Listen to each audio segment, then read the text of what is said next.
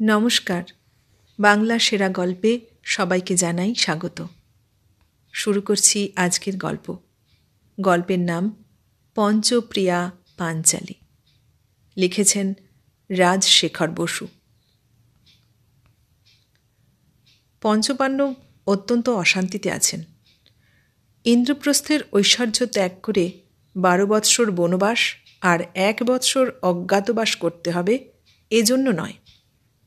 এই কাল উত্তীর্ণ হলেও হয়তো দুর্যোধন রাজ্য ফেরত দেবেন না, তখন আত্মীয় কৌরবদের সঙ্গে যুদ্ধ করতে হবে, এজন্যও নয়।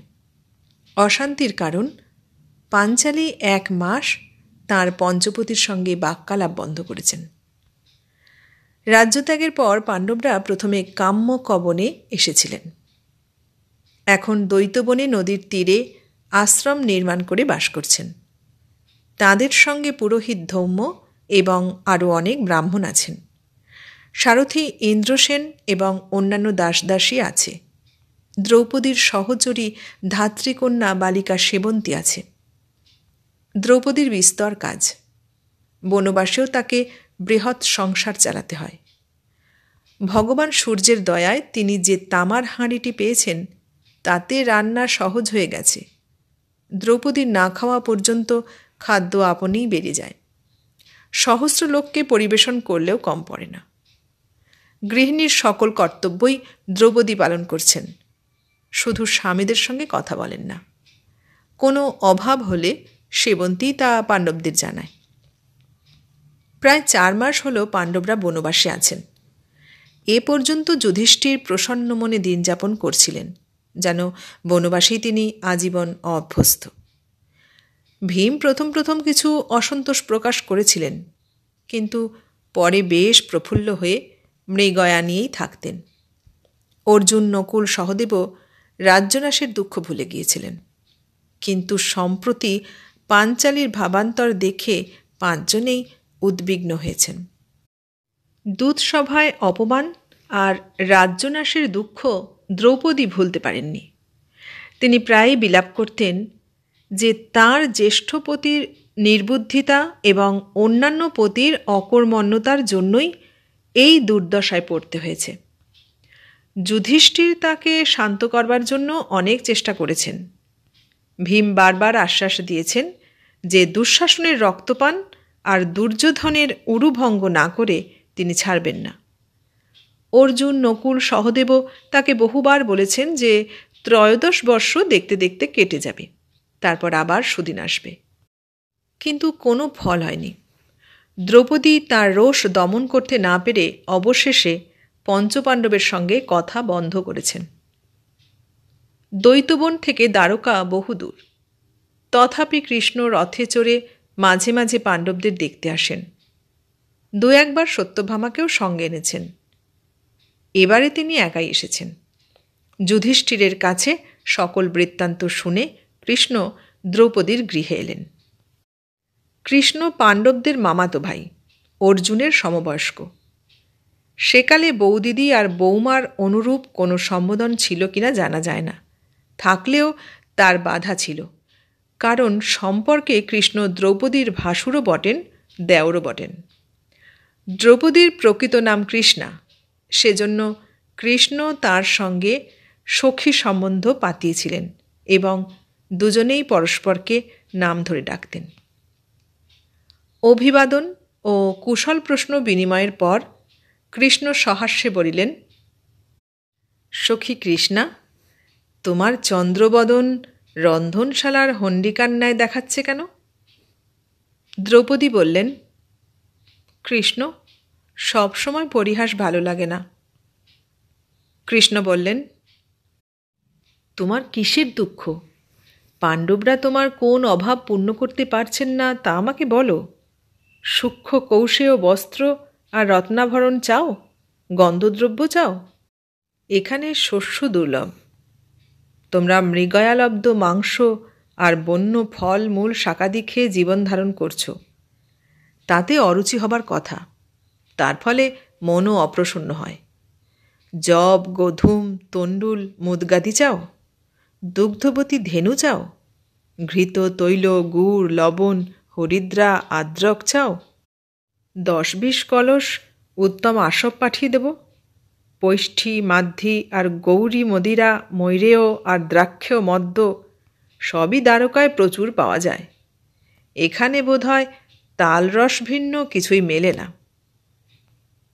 দ্রৌপদী হাত নেড়ে বললেন, ও সব কিছুই চাই না। মাধব, তুমি তো মহাপণ্ডিত, লোকে তোমাকে সর্বজ্ঞ বলে। আমার দুর্ভাগ্যের কারণ কি তা বলতে পারো? আমার তুল্য হতভাগিনী আর কোথাও দেখেছ? কৃষ্ণ বললেন, বিস্তর বিস্তর। আমার যে কোনো পত্নীকে জিজ্ঞাসা করলে শুনবে তিনিই অদ্বিতীয়া হতভাগিনী, অনুপমা দগ্ধ কপালিনী। তারা মনে করেন আমিই তাদের সমস্ত আধিদৈবিক, আধিভৌতিক আর আধ্যাত্মিক দুঃখের কারণ। কৃষ্ণা, দুশ্চিন্তা দূর করো। বিধাতা বিশ্বপিতা মঙ্গলদাতা করুণাময়।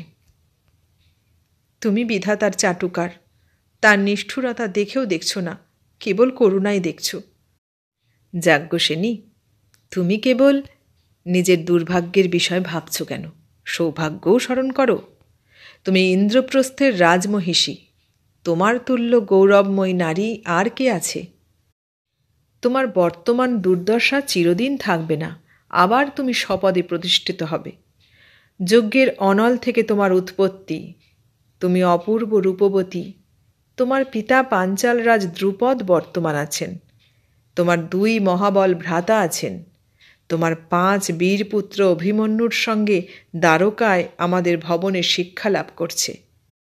5 পুরুষ সিংহ তোমার স্বামী, 4 ভাসুর, 4 দেবর। ভাসুর দেবর আবার কোথায় পেলে? ধৃতরাষ্ট্রের পুত্রদের সঙ্গে আমার কোনো সম্পর্ক নেই। ভাসুর আর দেবর তোমার কাছেই আছেন। কৃষ্ণা, এই শ্লোকটি কি তুমি শোনোনি? পতি শ্বশুরতা জ্যেষ্ঠে পতি দেবরতানুজে মধ্যমেষু চ পাঞ্চাল্য ত্রিতয়ং ত্রিষু। জ্যেষ্ঠ পাণ্ডব পাঞ্চালীর পতি ও ভ্রাতৃশ্বশুর, কনিষ্ঠ পাণ্ডব পতি ও দেবর, মাঝের 3 জন প্রত্যেকেই পতি, ভাসুর ও দেবর। তাতেই আমি ধন্য হয়ে গেছি। পাঞ্চালী, তুমি ক্রোধ সংবরণ করো। দোষশূন্য মানুষ জগতে নেই। যুধিষ্ঠির দূতপ্রিয় ও সরল স্বভাব, তাই এই বিপদ হয়েছে। তিনি অনুতপ্ত, তাকে আর মনোপীড়া দিও না। তোমার অন্য পতিরা যুধিষ্ঠিরের আজ্ঞাবহ, অগ্রজের মতের বিরুদ্ধে তাঁরা যেতে পারেন না। তাঁদের অকর্মণ্য মনে করো না। কৃষ্ণ আরও অনেক প্রবোধ বাক্য বললেন। নানা শাস্ত্র থেকে ভার্যার কর্তব্য সম্বন্ধে উপদেশ দিলেন, কিন্তু পাঞ্চালীর ক্ষোভ দূর হল না। তখন কৃষ্ণ স্মিত মুখে বিদায় নিয়ে পাণ্ডবদের কাছে গেলেন। একটি প্রকাণ্ড আটচালায় পুরোহিত ধৌম্য আর অন্যান্য ব্রাহ্মণগণ বাস করেন। কৃষ্ণের আগমন উপলক্ষে সেখানে একটি মন্ত্রণা সভা বসেছে। যুধিষ্ঠির ও তাঁর ভ্রাতারা কৃষ্ণকে সাদরে সেই সভায় নিয়ে গেলেন। যুধিষ্ঠির বললেন, পূজ্যপাদ ধৌম্য ও উপস্থিত বিপ্রগণ, আপনারা সকলে অবধান করুন। বাসুদেব, কৃষ্ণ, তুমিও শোনো। কৌরব সভায় লাঞ্ছনা ও রাজ্যনাশের শোকে পাঞ্চালীর চিত্তবিকার হয়েছে। পঞ্চপতির প্রতি তার নিদারুণ অভিমান জন্মেছে। তিনি 1 মাস আমাদের সঙ্গে বাক্যালাপ করেননি। এই দুঃসহ অবস্থার প্রতিকার কোনো উপায় হতে পারে তা আপনারা নির্ধারণ করুন। ধৌম্য বললেন, আমি বেদ, পুরাণ ও ধর্মশাস্ত্র থেকে শ্লোক উদ্ধার করে পাঞ্চালীকে পতিব্রতা সহধর্মিনীর কর্তব্য বিষয়ে উপদেশ দিতে পারি, পাপের ভয়ও দেখাতে পারি। কৃষ্ণ বললেন, দ্বিজবর, কিছুই হবে না। আমি এইমাত্র তাকে বিস্তর শাস্ত্রীয় উপদেশ শুনিয়ে এখানে এসেছি। আমার চেষ্টায় কোনো ফল হয়নি। যুধিষ্ঠির বললেন, তবে উপায়? পুরোহিত ধৌম্যের ক্ষুল্লতাৎ হৌম্য নামক এক তেজস্বী বৃদ্ধ ব্রাহ্মণ বললেন, পাঞ্চালীকে বিনীত করা মোটেই দুরূহ নয়। পাণ্ডবগণ স্ত্রৈণ হয়ে পড়েছেন। দ্রুপদ নন্দিনীকে অত্যন্ত প্রশ্রয় দিয়েছেন। পঞ্চভ্রাতা তাঁদের এই যৌথ কলত্রটিকে ভয় করেন। ধর্মরাজ যুধিষ্ঠির, আমি অতি সুসাধ্য উপায় বলছি, শুনুন। পাঞ্চালী আপনাদের একমাত্র পত্নী নন, আপনার আরেকটি নিজস্ব পত্নী আছেন, রাজা শৈব্যের কন্যা দেবিকা। ভীমের আরও 3 জন পত্নী আছেন, রাক্ষসী হিড়িম্বা, শল্যের ভগিনী কালী, কাশীরাজকন্যা বলন্ধরা। অর্জুনেরও 3 পত্নী আছেন, মণিপুর রাজকন্যা চিত্রাঙ্গদা, নাগকন্যা উলুপি আর কৃষ্ণ ভগিনী সুভদ্রা। নকুলের আর এক পত্নী আছেন, চেদি রাজকন্যা করেনুমতি। সহদেবেরও আর এক পত্নী আছেন, জরাসন্ধ কন্যা, তার নামটি আমার মনে নেই। পাঞ্চালীর এই 9 জন সপত্নীকে সত্বর আনাবার ব্যবস্থা করুন। তাঁদের আগমনে দ্রৌপদীর অহংকার দূর হবে। আপনারাও বহু পত্নীর সহিত মিলিত হয়ে পরমানন্দে কাল যাপন করবেন। যুধিষ্ঠির বললেন, তপোধন, আপনার প্রস্তাব অতি গর্হিত। দ্রৌপদী বহু মনস্তাপ ভোগ করেছেন, আরও দুঃখ কি করে তাকে দেব? আমাদের অনেক ভার্যা আছেন সত্য, কিন্তু তারা কেউ সহধর্মিণী পট্টমহিষী নন। আমরা এই যে বনবাস ব্রত পালন করছি, এতে পাঞ্চালী ভিন্ন আর কেউ আমাদের সঙ্গিনী হতে পারেন না। কৃষ্ণ, সকল আপদে তুমিই আমাদের সহায়। পাঞ্চালী যাতে প্রকৃতিস্থ হন তার একটা উপায় করো। একটু চিন্তা করে কৃষ্ণ বললেন, ধর্মরাজ, আমি যথোচিত ব্যবস্থা করব। আজ আমাকে বিদায় দিন। আমার এক মাতুল রাজর্ষি রোহিত এই দৈত্যবনের 5 ক্রোশ উত্তরে বানপ্রস্থ আশ্রমে বাস করেন। আমি তাঁর সঙ্গে একবার দেখা করে 2 দিনের মধ্যে ফিরে আসব। রথে উঠে কৃষ্ণ তার সারথি দারুককে বললেন, এখান থেকে কিছু উত্তরে জলজ্জট ঋষির আশ্রম আছে, সেখানে চলো। ঋষির বয়স 50, তাঁর দেহ বিশাল, গাত্রবর্ণ আরক্ত গৌর, জটা ও শ্মশ্রু অগ্নিশিখার ন্যায় অরুণ বর্ণ। সেজন্য লোকে তাকে জলজ্জট বলে। কৃষ্ণকে সাদরে অভিনন্দন করে তিনি বললেন, জনার্দন, 3 বৎসর পূর্বে প্রভাস তীর্থে তোমার সঙ্গে আমার দেখা হয়েছিল। ভাগ্যবশে আজ আবার মিলন হলো। তোমার কোন প্রিয় কার্য সাধন করব তা বলো। কৃষ্ণ বললেন, তপোধন, আমার আত্মীয় ও প্রীতিভাজন পাণ্ডবগণ রাজ্যচ্যুত হয়ে দৈত্যবনে বাস করছেন। সম্প্রতি তারা আর এক সংকটে পড়েছেন। তা থেকে তাদের মুক্ত করবার জন্য আপনার সাহায্য প্রার্থী হয়েছি। আপনার পরিচিতা কোনো নারী নিকটে আছে? জলজ্জট বললেন, নারী ফারি আমার নেই, আমি অকৃতদার। এই বিজন অরণ্যে নারী কোথায় পাবে? তবে হ্যাঁ, অপ্সরা পঞ্চচূড়া মাঝে মাঝে তত্ত্বকথা শুনতে আমার কাছে আসে বটে, সে কিন্তু সুন্দরী নয়।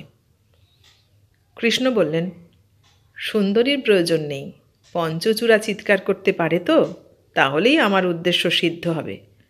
এখন আমার প্রার্থনাটি শুনুন। কৃষ্ণ সবিস্তারে তার প্রার্থনা জানালেন। জলজ্জট অট্টহাস্য করে বললেন, বাসুদেব, লোকে তোমাকে কুচক্রী বলে, কিন্তু আমি দেখছি তুমি সুচক্রী।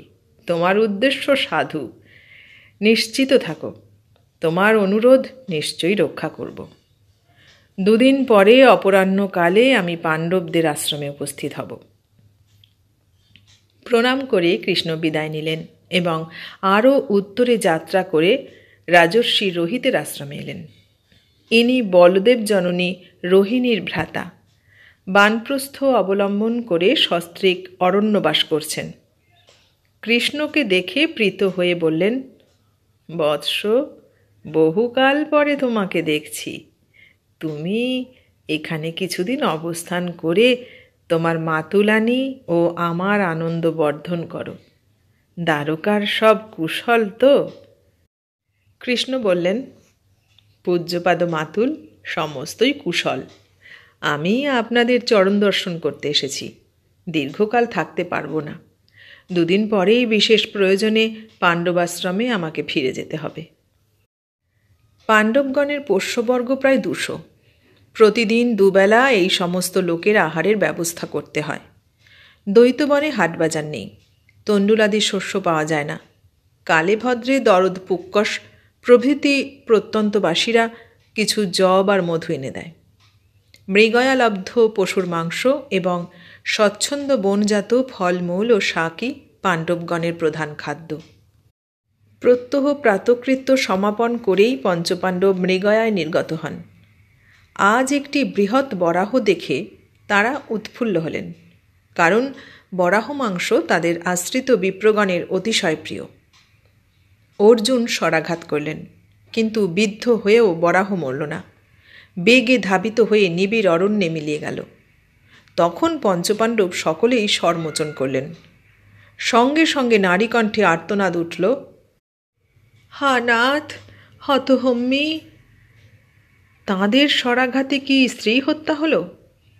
পাণ্ডবগণ ব্যাকুল হয়ে অরণ্যে প্রবেশ করে দেখলেন বরাহ গতপ্রাণ হয়ে পড়ে আছে, কিন্তু আর কেউ নেই।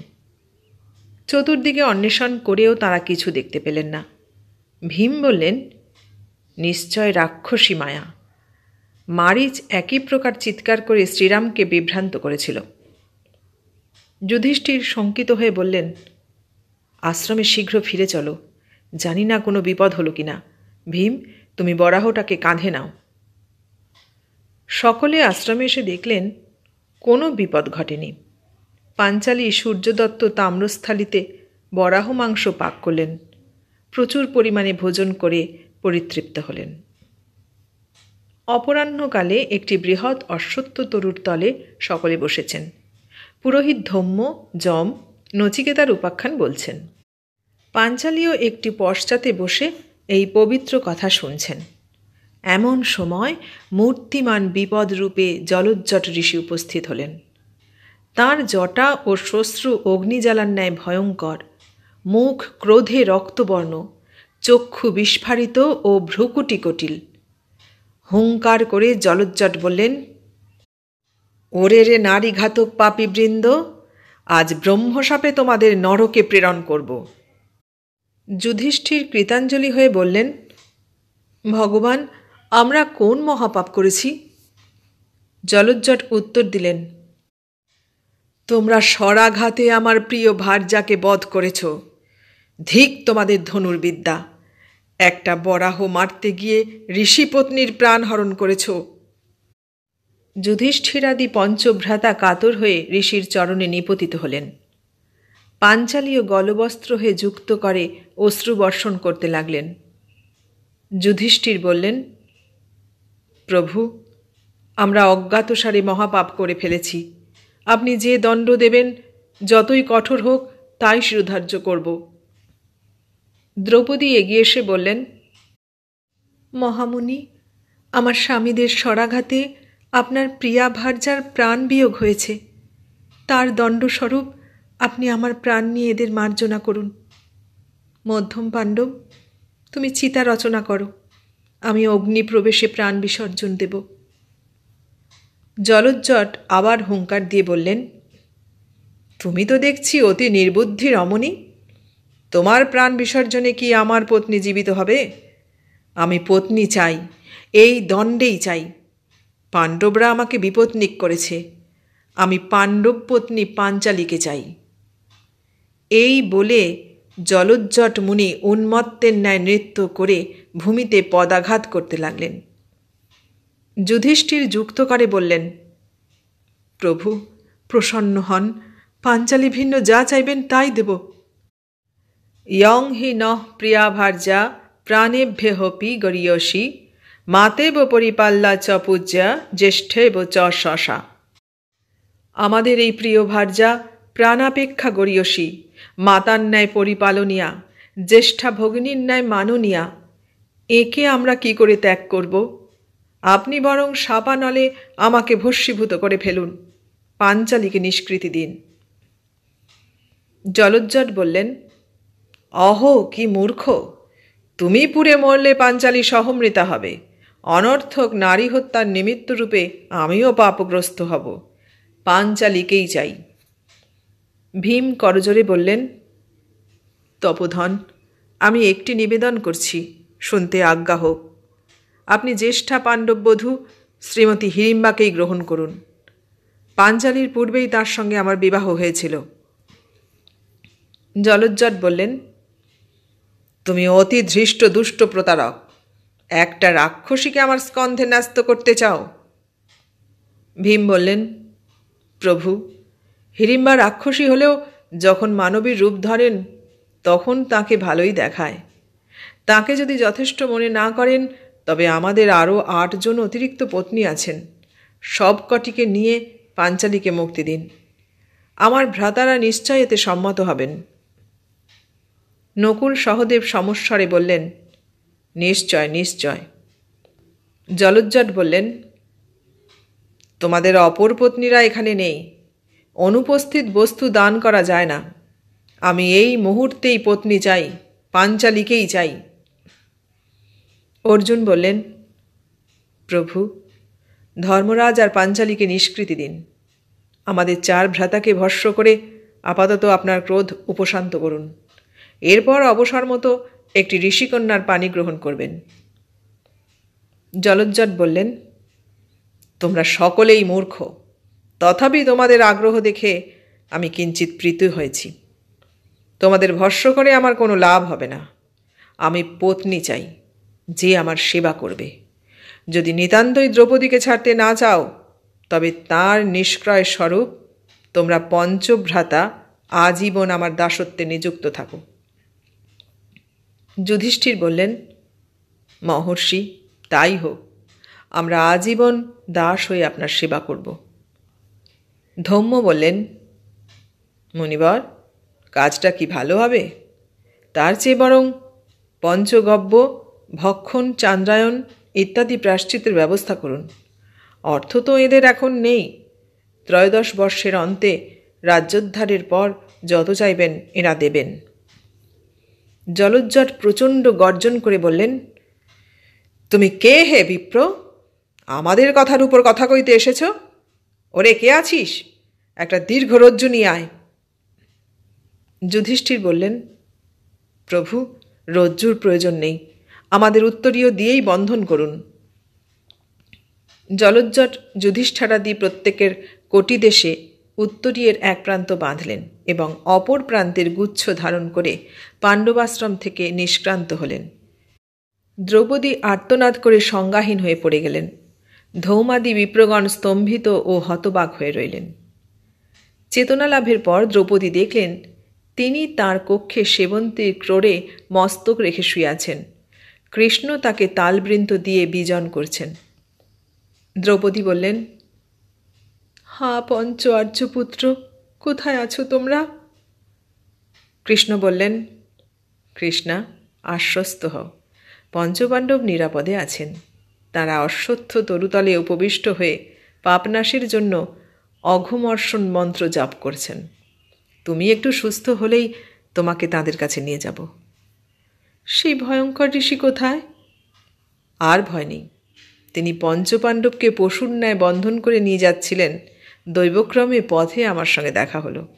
আমি তাকে বললাম, তপোধন করেছেন কি? এরা অকর্মণ্য বিলাসী ক্ষত্রিয়, আপনার কোনো কাজ করতে পারবেন না, অনর্থক অন্ন ধ্বংস করবেন। তিনি বললেন, না, পাঞ্চালীকেই এনে দাও। আমি উত্তর দিলাম, পাঞ্চালী আরও অকর্মণ্যা, আরও বিলাসিনী, শুধু নিজের প্রসাধন করতে জানেন।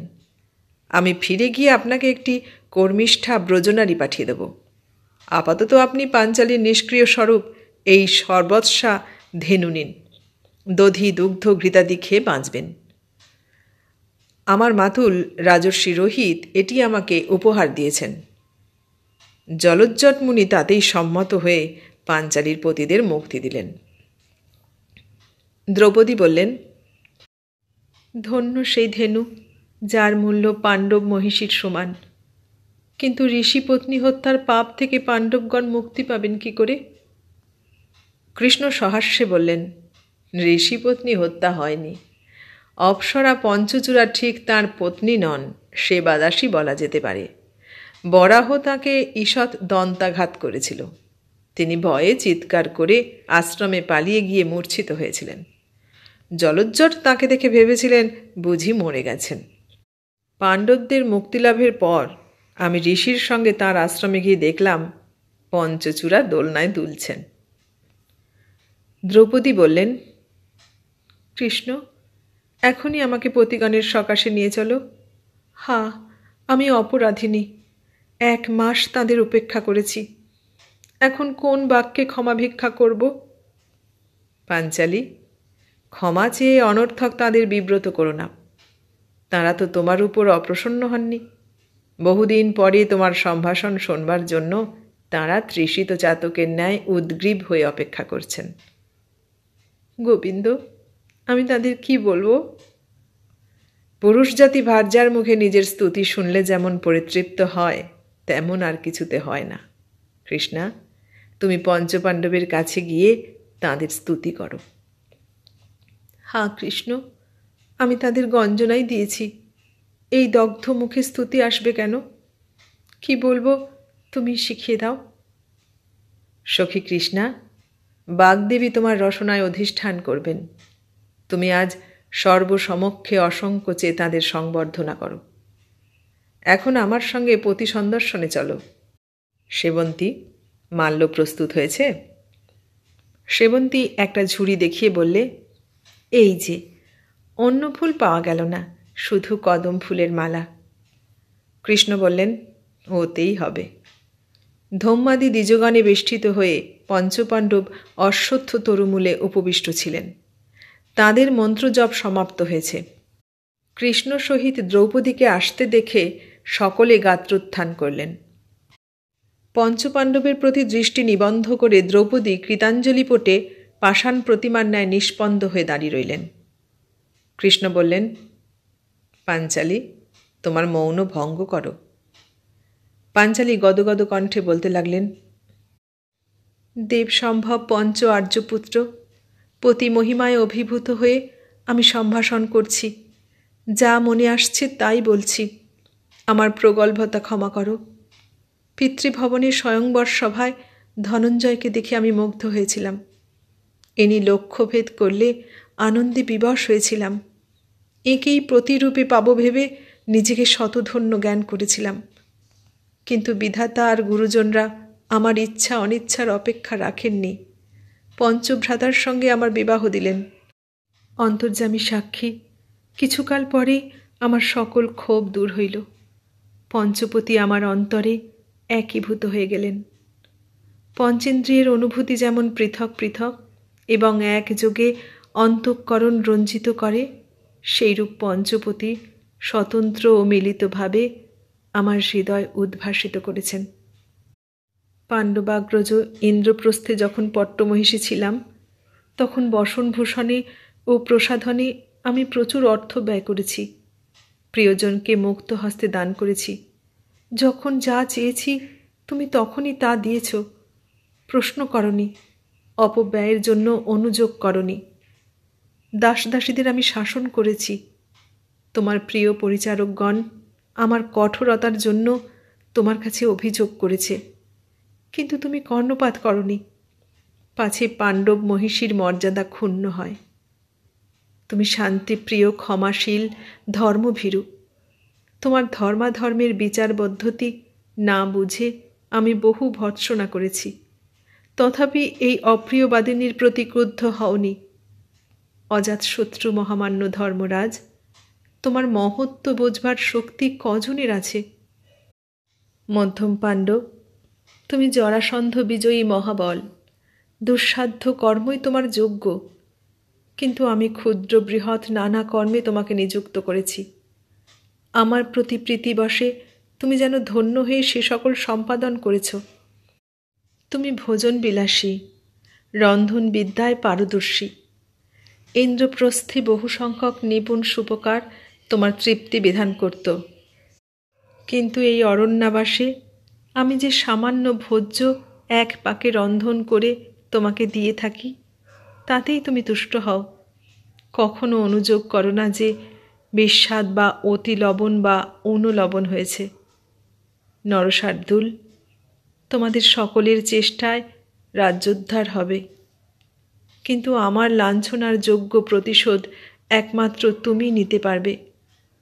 দুর্যোধন আর দুঃশাসনকে তাদের অন্তিম দশায় মনে করে দিও যে পাণ্ডব মহিষীকে নির্যাতন করে কেউ নিস্তার পায় না। তৃতীয় পাণ্ডব, তুমি বয়োজ্যেষ্ঠ নও, তথাপি তোমার ভ্রাতারা যুদ্ধকালে তোমারই নেতৃত্ব মেনে থাকেন। তুমি দেবপ্রিয় সর্বগুণাকর, অদ্বিতীয় ধনুর্ধর, দেব সেনাপতি স্কন্দতুল্য রূপবান, নৃত্য গীতাদি কলায় পটু। ঋষিকেশ কৃষ্ণ তোমার অভিন্ন হৃদয় সখা। যখন সুভদ্রাকে বিয়ে করে ইন্দ্রপ্রস্থের রাজপুরীতে এনেছিলে, তখন আমি ক্ষুব্ধ হয়েছিলাম, কিন্তু সত্য বলছি, এখন আমার কোনো দুঃখ নেই। যে নারী পঞ্চপতির ভার্যা, সে কোন অধিকারে সপত্নীকে ঈর্ষা করবে? সুভদ্রা আমার প্রিয়তমা ভগিনী। দ্বারকায় তার কাছে আমার পঞ্চপুত্রকে রেখে নিশ্চিন্ত আছি। পরন্তপ মহারথ কুরু পাণ্ডব সমরে তুমিই পাণ্ডব সেনাপতি হবে। বাসুদেবের সহায়তায় বিপক্ষের সকল বীরকেই তুমি পরাস্ত করবে। কুরু পিতামহ ভীষ্ম আমার মহাগুরু, তোমাদের আচার্য দ্রোণ আমার নমস্য, কিন্তু দূত সভায় তাঁরা রাজকুলবধূকে রক্ষা করেননি, বীরের কর্তব্য পালন করেননি, কাপুরুষ বধ নিশ্চেষ্ট ছিলেন। সব্যসাচী সম্মুখ সমরে মর্মভেদী শরাঘাতে তাঁদের সেই কর্তব্যচ্যুতি স্মরণ করিয়ে দিও। চতুর্থ পাণ্ডব, তুমি সুকুমার দর্শন বিলাসপ্রিয়, কিন্তু যুদ্ধে দুর্ধর্ষ। ইন্দ্রপ্রস্থে তুমি বিচিত্র পরিচ্ছদ এবং বহু রত্নালঙ্কার ধারণ করতে, কিন্তু এখানে আমাকে অল্প ভূষণা দেখে তুমিও নিরাভরণ হয়েছ, গন্ধমাল্লাদি বর্জন করেছ।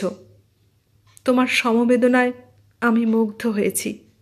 রাজসূয় যজ্ঞের পূর্বে তুমি দশার্ণ, ত্রিগর্ত, পঞ্চনদ প্রভৃতি বহু দেশ জয় করেছিলে।